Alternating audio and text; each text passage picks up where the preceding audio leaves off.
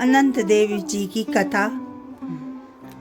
महाराज युधिष्ठिर ने जब राष्ट्र यज्ञ किया, उस समय यज्ञ मंडप इतना मनोरम बनाया कि जल स्थान की भिन्नता प्रतीत ही नहीं होती थी।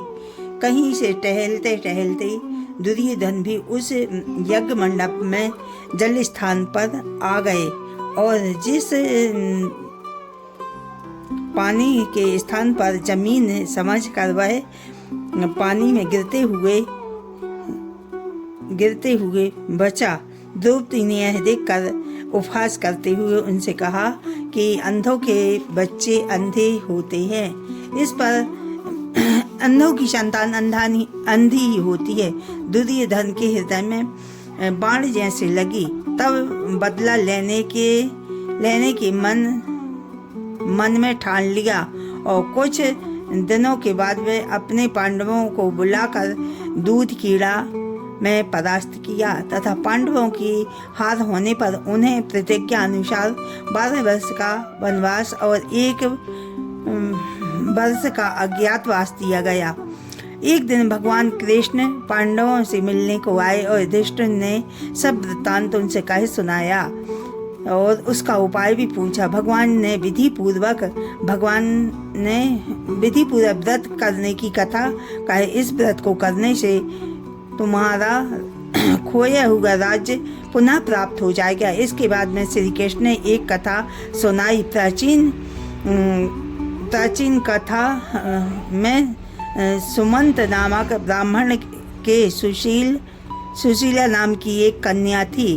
ब्राह्मण ने बड़ी होने पर उसका विवाह कौटिल्य ऋषि के साथ कर दिया। कौटिल्य ऋषि सुशीला को लेकर अपने आश्रम को चले गए। रास्ते में ही संध्या हो गई। ऋषि नदी के किनारे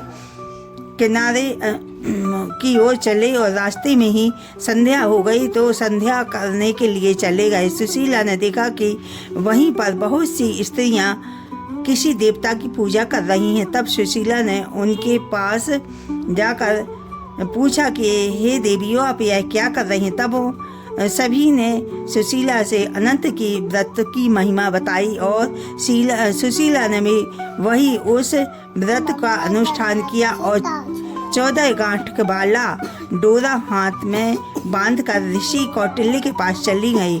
कौटिल्य ऋषि ने सुशीला के हाथ में धागे को देखा तो उसका रहस्य पूछा। सुशीला ने सब हाल का सुनाया। कौटिल्य ने डोरे को तोड़कर अग्नि में डाल दिया। इससे भगवान अनंत देव प्रसन्न हो गए और उन्हें अपना अपमान समझा। परिणाम यह हुआ कि ऋषि सुख से न रह सके और उनकी धन दौलत समाप्त हो गई। तब उन्होंने सुशीला से इसका कारण पूछा। सुशीला ने अनंत डोरे को याद दिलाई। कौटिल्य पश्चाताप से उद्विग्न होकर उस डोरे के लिए वन में ढूंढते रहे। वन में काफी दिन तक वह घूमते घूमते एक दिन भूमि पर गिर पड़े।